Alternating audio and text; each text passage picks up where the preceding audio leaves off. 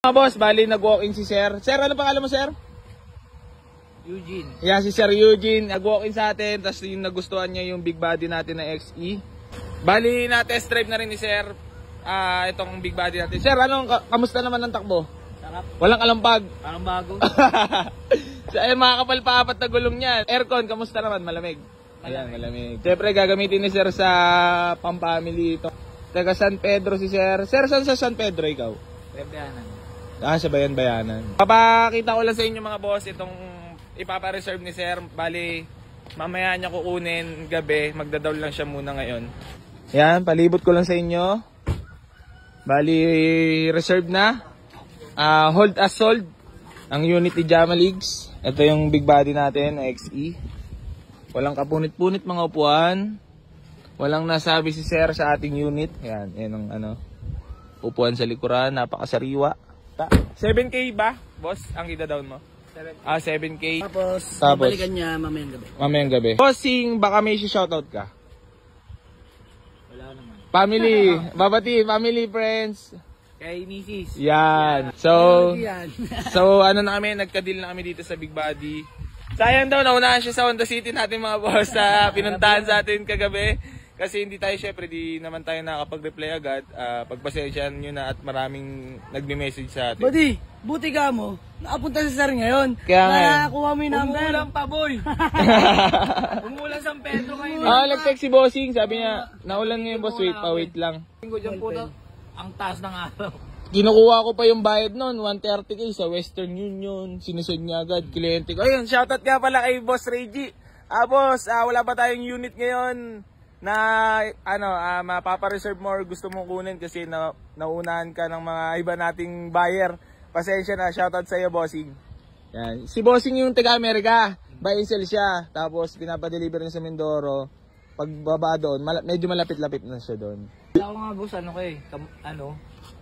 kapatid ni Boy Tapang.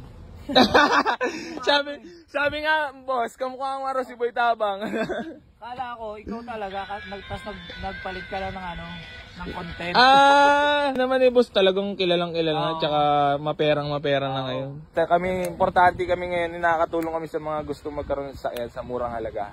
Di ba boss? Yun naman ang target, ang goal namin. So, gusto namin nakakaintindi. Oo, nakakaintindi. Mga iyakin, mga hindi makaintindi sa mga segunda mano sakyan. 90s model yan, di ba? Hindi naman natin alam kung hindi naman natin alam kung ano yung mga lalabas na ibang sira diyan katulad. May sakit talaga. Check sa langis bago umalis, tubig, di ba? Ganoon naman eh. Siyempre kumbaga sa tao nga pag tumanda, di ba? Pag tumanda, sumasakit yung mga tuhod-tuhod, di ba? Pero yan naman, kung talagang pag-aalagaan mo, alagaan mo sa langis.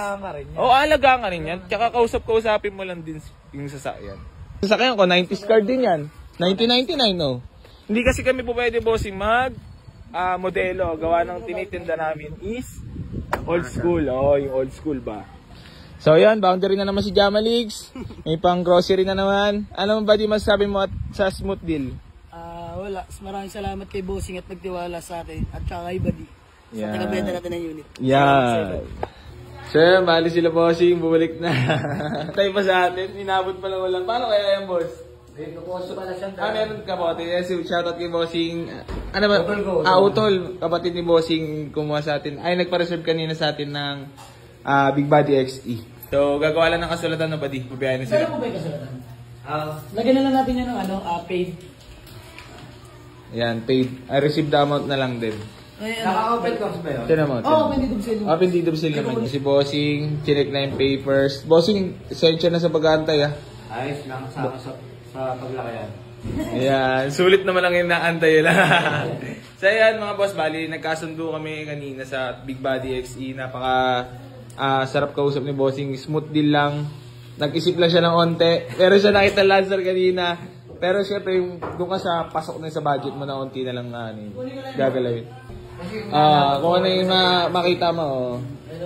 Bossing, session na tula pa kami ng upuan. Talagang millennial si Bossing na yung mga reply, chat. Talagang bagits-bagits eh. Receive mo na payment, tapos ikot ko lang yung kotse. Sige. Ikot ko lang yung kotse. Mahirap pag ito nakalimutan natin. Napasarap ang kwentuhan eh. Oo, wala sa kwentuhan eh. Ako rin, hindi ko na naalala eh. Bossing, maraming salamat ha sa smooth deal pag-ingatan at congrats bossing ha. Ingat. Yeah, thank you. Tara, guide natin. Sarap kausap ni bossing. Oo nga eh. Millennial, oo nga eh. Nakakalawa si Bossing. 39 pa lang pala si bossing, buddy. Bata. Oo, bata pa. Matanda pa si Kuya Gerson. Pero pag tinatanong, pag fix, 25 lang ako. Pero naniniwala sila. 19 dapat. 19 dyan mo na. Tawa naman, 25. Bossing ha, thank you so much ha. Oo, Thank you. Mag-iingat sa biyahe. Buti na may dala si bossing na kamote. may dala palang Handa. Di rin. Ay, umalis kayo kanina na ulan. Ambon Lang. So yung mga boss, bali iuwi na nila tong big body natin. Napaka-pogi niya. Nag-walk-in sila, share sa atin, napakasarap kausap, napakadali kausap at nakakaintindi. Na hindi nga syempre di brand new binibili natin. Pero goods ng Amags.